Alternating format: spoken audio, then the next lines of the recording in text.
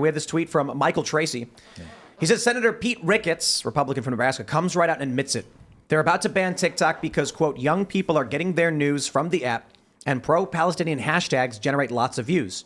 He says Chinese communists are pushing this racist agenda to undermine America. Now, before I play this, regardless of what he says, I will stress the only reason TikTok is about to be banned is because people are getting videos that are anti-Israel on it, and they cannot control for it. But I'll break it down for you.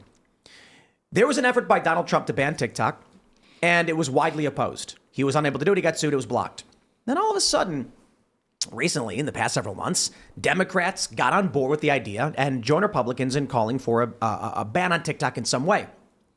The bill would force the divestment of the Chinese parent company from TikTok. TikTok would have to be sold to a U.S. entity and controlled by the U.S. Now, what does that have to do with Israel? What happened was many Democrats got calls from prominent donors who were asking why it was that many anti-Israel and pro-Palestinian videos were getting mass amount of views on TikTok and nothing was being done about it. This forced Democrats into action, and all of a sudden, we now have bipartisan support for forcing the divestment of TikTok. Let me play the clip now of Senator Pete Ricketts. Do we have the audio? It's not playing. This just died. It just crashed? I don't know. They just stopped working. The screen just turned off. I will fix it. I think if I do that, it'll work. Let's see if that works. Nope. Okay, anyway, that's the story. We don't have the audio. I don't know what happened. We have a bunch of different sources, and none of it's making sound. But that's the reality. So it's fascinating to hear them then say in Congress that I'm assuming what Michael Tracy says is true. I wanted to get the full context, but that's basically it. There's an issue of U.S. U.S. foreign policy is being subverted by an app that the U.S. has no control over. They can't spy on anybody over it, and they can't dictate the algorithm to determine what people should be watching instead. So what happens? When October 7th happens, initially a lot of people are outraged. They're talking about, Hamas attacking Israel. But then within a week or two, it switched, and all of a sudden Palestinian videos were getting way more views, indicating somebody flicked a switch. Right. I think the U.S. intelligence agencies realized this, and they're panicking now because the younger generation, look at these protests that are popping up all over these universities. They're absolutely opposed to Israel in every single way. There was even a young woman screaming, "We are Hamas." There's a video Michael Rappaport posted of protesters at Columbia chanting that they love Al-Qassam, makes them proud. They love Hamas. They want Tel Aviv to burn to the ground, all of that stuff. Now, aside from the TikTok stuff, I wonder what you guys think. Hamas is a terrorist organization, according to the United States. Do you think we will see them take action against individuals aligning themselves publicly with an active terrorist organization?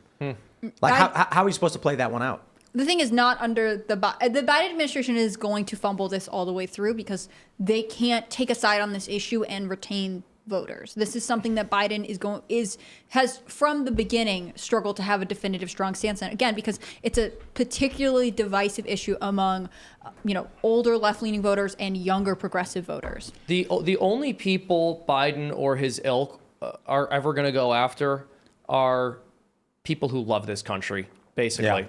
That's it. I mean, they only hate patriots. Yeah, literally. So Speaker Johnson is going up to Columbia tomorrow to meet with the Jewish students who were held out from Columbia, apparently. I guess he's going to give a speech. So that's coming up tomorrow, apparently. He's going to San Antonio, too. Yeah. So he's going to highlight the fact that the Biden folks are going to only attack patriots, and they're not going to do anything about this. So I actually had discussions. I'm a member of Law Enforcement Virginia, which I think you guys are aware of. And I had discussions on this very topic with multiple members of a federal agency and several states. And the question was what you said. Is anybody going to do anything about this? Because to all of us who are professionals, this looks like a network. This isn't just students organizing. This isn't just TikTok this is this is a campaign. Mm-hmm. So that's the issue. And will someone do something about it? The answer is maybe. Because the FBI will not. The FBI will not engage on this. I know I've talked to folks who have tried to get the FBI to engage on the very thing you said. This is a terrorist network. They're not going to do it because it doesn't reach the level of what they believe politically they will be supported by the White House. Yeah. That's what's going to happen. But others, I can tell you, are looking at this and want to do something about it because inevitably, I think this will go beyond just protest and go into violence. And I think that's ultimately what the Chinese are trying to prompt, is through civil disorder to basically defeat us from within. Yeah, as Yeah. much chaos in the U.S. as possible. Absolutely. Even if it's just economic stagnation. If they can If they can do it, if they can absolutely. slow us down by 0.001%, it's a benefit to them. Absolutely. So a lot of modern warfare, many people don't realize, is literally just creating friction in economics. Absolutely. This could be a Infrastructure warfare. Yep. Because all that matters is the math of it. Why actually go to war, raise arms, when all you have to do is manipulate systems so that they get slowed down, and in 10 years you're so far ahead, war is impossible. Right? Release some kind of virus. Fauci? That's right. Yeah, that one's more interesting because there's so many different theories around how that could have. Was that the World Health Organization and Well, Fauci or NIH and not even necessarily Was it just China? that. Yeah, not even necessarily just that, but biological warfare in general. You don't have Every to nation invade a has, country. yeah. Yeah, Every I'm not nation. You don't even. It doesn't even have to specifically be a reference to that. It's Right. literally there are so many sneaky and horrible cyber attacks. Right, there's a lot that can be done to slow down a nation's growth. And No, I- infrastructure. The FDA, there's a headline that I just saw on the Hill saying the FDA says that there's bird flu remnants found in milk. Like, Oh my gosh. everything could come from here, especially for a country that doesn't produce things domestically. A lot of the stuff that we rely on is produced overseas. Right. No, the Chinese have stated as a matter of policy, they intend to militarily dominate the Pacific Rim and then ultimately become the purveyor of the new world order in some form. That's what the BRICS is all about.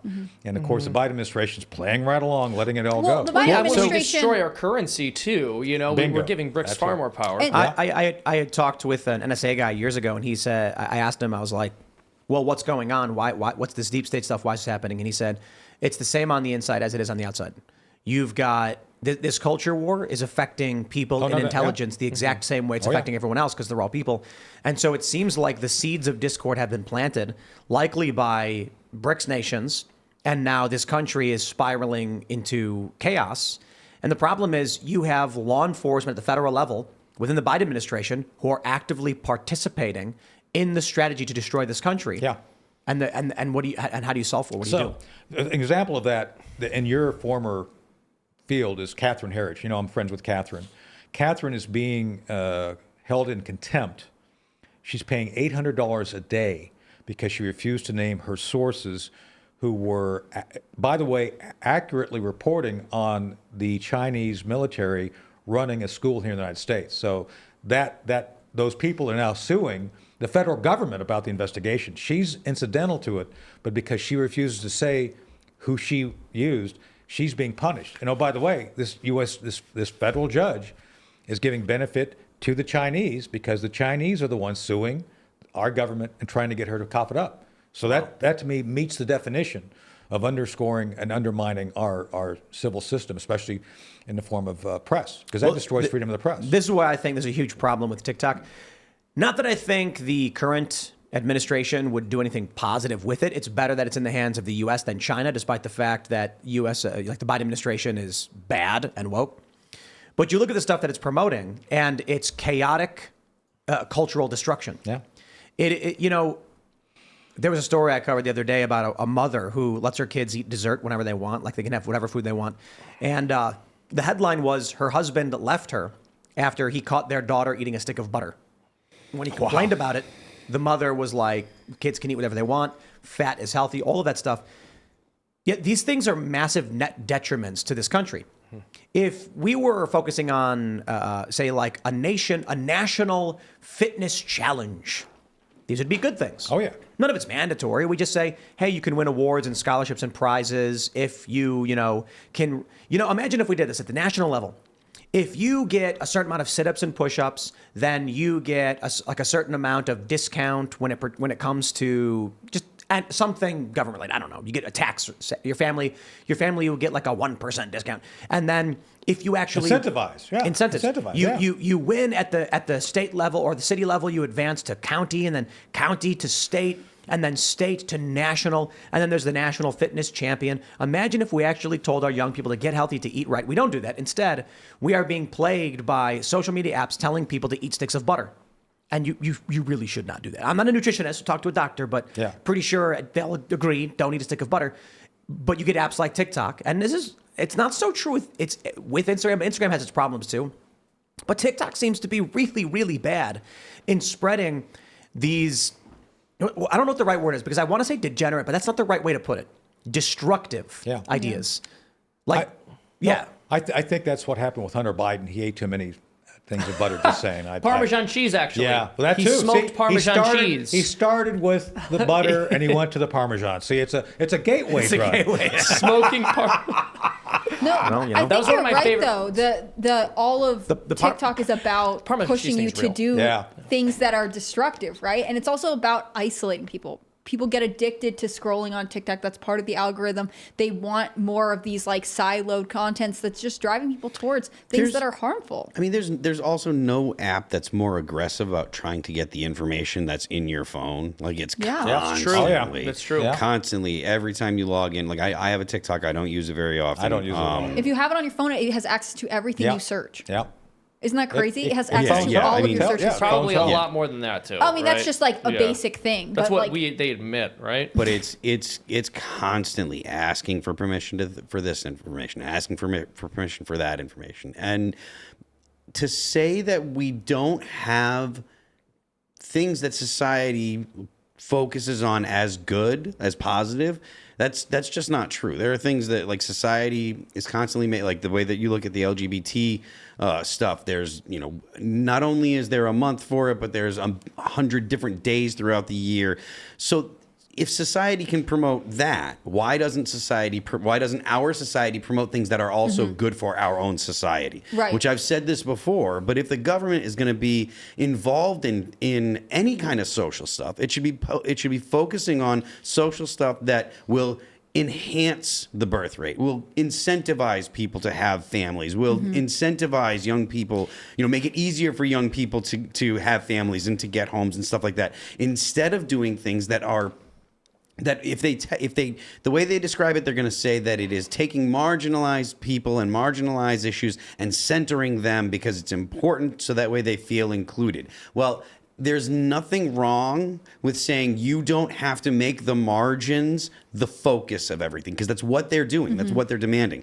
We can say our society makes room for people that don't have a traditional lifestyle, and we don't ostracize them, and we don't attack them, and we don't endorse making people that are marginalized feel like they're some kind of criminal. But at the same time, the important thing to do is to focus on families, focus on pro-social things, not anti-social things that sort of behaviors. enrich your life. Because part of it, like you're Exactly. describing, with if we're focused on the margins, you actually are not drawing anyone together Not at towards all. the middle. Not at all. There are examples of things that states do to sort of encourage them. They're just sort of far and few between. One of the ones I can think of off the top of my head is, I think it's Texas. If when you go to get married, you have to register with the government because, of course, and when you pay for your marriage license, it's whatever it is. But if you take a marriage prep course, they'll reduce the fee. There are interesting ways that, I'm not saying it's the best example, just so I can think of. There are things that, as a culture, you could say, we want you to get married. We want you to be in a stable marriage. So this is one way we're encouraging you to prepare for marriage. But instead, we have a culture that focuses on how can we just fragment the family? How can we make people look at each other's enemy? Yeah, it's a policy. And then we have the social media culture that is like, hey, have you considered prenup? And even if that's not the stated intent, the result is the result. Situations that disincentivize families, disincentivize people getting married, disincentivize fathers raising their children, disincentivize all the pro-social things that there's no debate about whether or not they're good, right? These are not things that the left and right disagree on. They may approach them differently, and people on the left are going to say, well, a family's more expansive, et cetera, but no one on the left is going to say it's a bad thing to have parents, right? Like they aren't Not willing yet. to articulate It's that coming. argument Yeah, yet. it's coming. Now I do believe that they will, or eventually they will, and that's not at all being exaggerating or anything. The argument that parents are bad is being formulated as we speak, because parents teach kids things that society doesn't want kids to know. Thanks for watching this clip from the Timcast IRL podcast. Hang out with us live Monday through Friday at 8 p.m. and become a member over at timcast.com for uncensored, members-only shows exclusive. Thanks for hanging out, and we'll see you all next time.